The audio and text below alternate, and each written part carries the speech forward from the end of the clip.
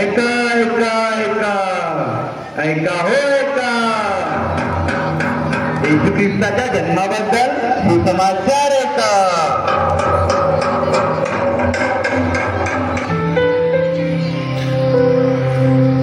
येशू ख्रिस्ताचा जन्म या प्रकारे झाला. 2000 वर्षापूर्वीची गोष्ट आहे.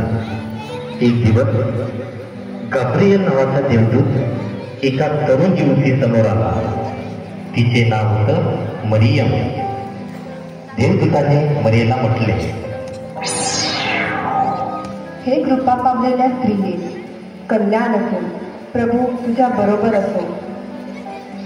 ह्या बोलण्याने तिच्या मनात खळबळ उडाली आणि ती घाबरली.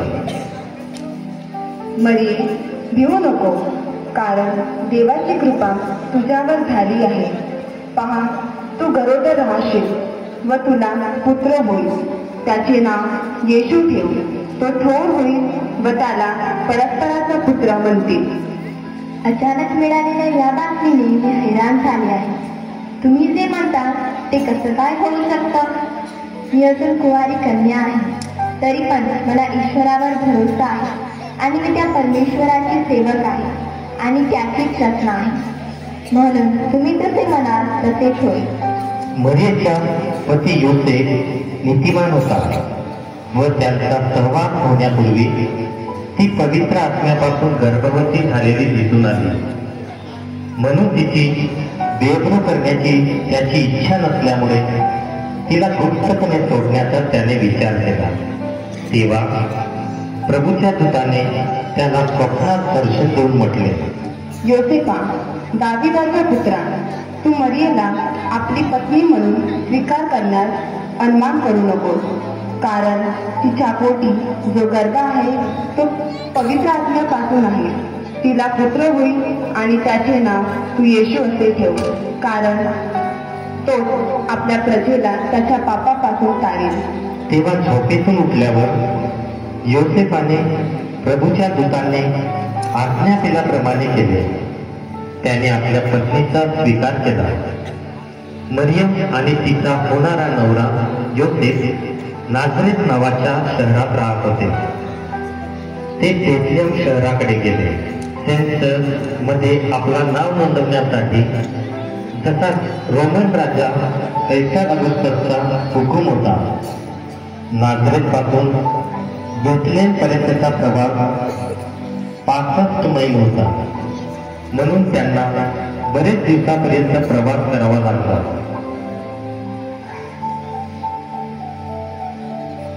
योसेफ आणि मरियम बेथलेहमला पोहोचले. मरियम, मी येईपर्यंत तू इथेच थांब.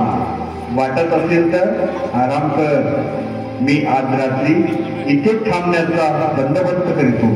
योसेफ राहण्यासाठी जागा शोधत होता, परंतु सगळ्या जागा आधी संपूर्णच भरल्या होत्या. तुम्हाला एखादी जागा मिळाली का? आतापर्यंत तर मला एकही जागा मिळाली नाही. त्यांनी ती रात्र गोट्यात काढली, एका अशा जागेवर जिथे जनावरांना ठेवण्यात येते. फक्त हीच एक जागा आहे जी रात्र काढण्यासाठी मिळाली आहे. थांब, मी आताच जाऊन ताजे गवत घेऊन येतो, म्हणजे तू त्यावर शांत झोपशील.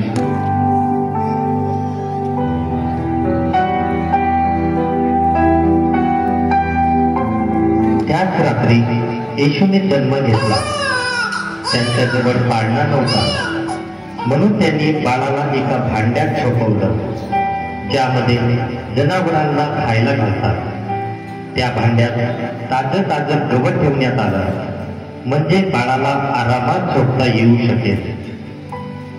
त्या रात्री बेथलेहम जवळ शेतात काही गुराखे होते, जे मेंढरांची रखवाली करू लागले. एक देवदूत त्यांच्या समोर आला.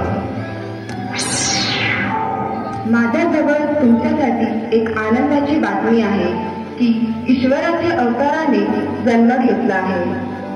काय? एक अवतार? का आम्ही त्यांना बघू शकतो?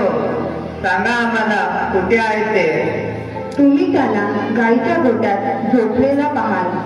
तर मग चला त्या अवताराला भेटून येऊया. मेंढपाळ लवकरच बेथलेमला पोहोचतात व ते बाळ येशू भांड्यात बघतात, जसं की देवदूताने सांगितलेलं होतं. मला सांगाल का की तुम्ही कोण आहात? ओ पवित्र माता, आम्ही इथे ईश्वराच्या अवताराला बघण्यासाठी आलो आहोत. माझ्या बाळाची बातमी तुम्हाला कशी काय मिळाली? जेव्हा आम्ही आमच्या शेतात काम करत होतो तेव्हा देवदूत आमच्या समोर प्रकट झाले आणि त्याने आम्हाला या अवताराबद्दल सांगितलं. होय, मी नशीबवान आहे की मी या अवताराची आई आहे. बाळ येशूला भेटल्यानंतर त्यांनी ही बातमी सगळीकडे पसरविली आणि ज्यांनी ज्यांनी ही बातमी ऐकली ते सर्वजण आश्चर्यचकित झाले. काही वेळ झाल्यानंतर पूर्वी देशाच्या 3 सज्जन माणसांनी आकाशात एक तारा पाहिला. तुम्ही पाहिला तो तारा जो सगळ्यात जास्त चमकत आहे? हो, हा तर मला एकदम वेगळाच दिसत आहे. मला असं वाटतंय बहुतेक आपल्याला काहीतरी संदेश देऊ इच्छितोय. तो बघा, तो पुढे चालला आहे, त्याला त्याचा पाठलाग करूया. मग 3 सज्जनांनी त्या ताऱ्याचा पाठलाग सुरूच ठेवला. तो तारा सरळ गोठ्याच्या वर पोहोचला आणि अदृश्य झाला. ते 3 सज्जन गोठ्याच्या आत गेले. त्यांनी त्या बाळासमोर डोकं वाकवून नमस्कार केला. त्यांनी त्याला सोन्याचे उपहार दिले. असे उपहार दिले जे त्यांनी कधीच पाहिले नव्हते.